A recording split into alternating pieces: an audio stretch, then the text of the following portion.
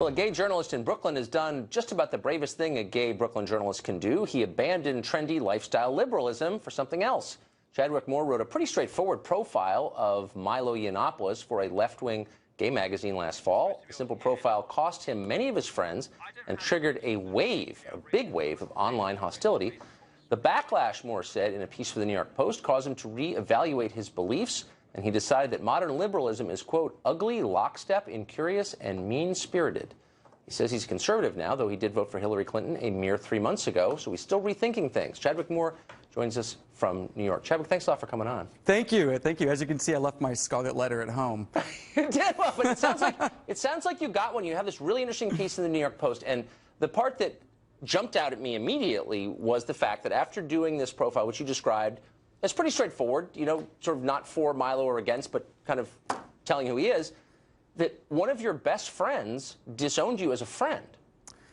Right. I mean, and this is a story that is just repeated constantly, right? Everyone lost friends and family member. And I was when I even said I voted for Hillary Clinton, so many people were like, oh, you did? Oh, I just assumed you were a Trump supporter. And why would you assume that? And the profile was extremely balanced, and I treated him no differently than I would have treated anyone else.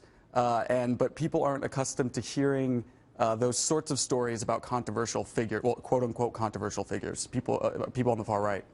So you found yourself looking at the community you live in through a very different lens all of a sudden, you wrote. And what did you see?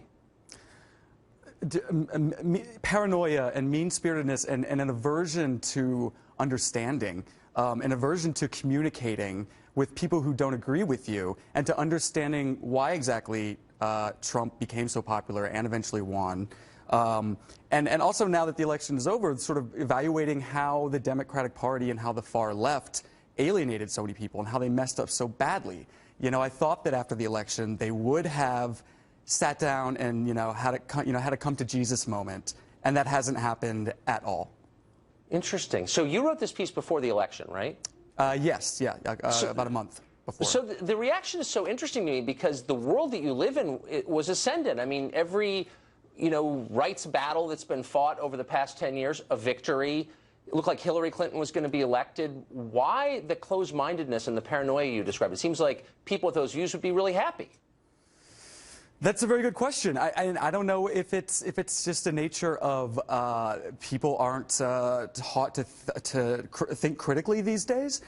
People are so locked into their social media bubbles and their friendship bubbles, and it's just this reinforcing disease of hearing your own opinion spouted back at you constantly, and just uncontrollable paranoia. It's really sad, and it's really damaging to journalism, for one. Journalists are terrified of these people.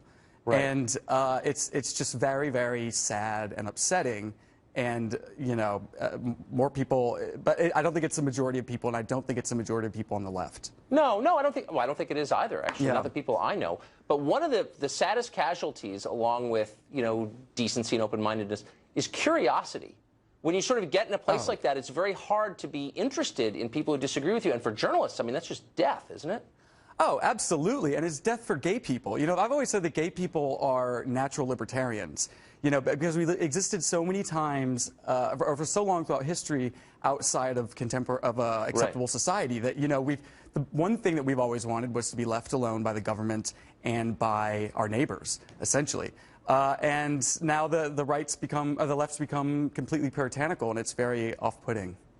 Interesting. What an interesting journey you're on, Chadwick. Thanks a lot for coming on. Thank you very much. I hope you keep writing about this. Thank you. It was a pleasure. Thank you. Thank you. All right, bye.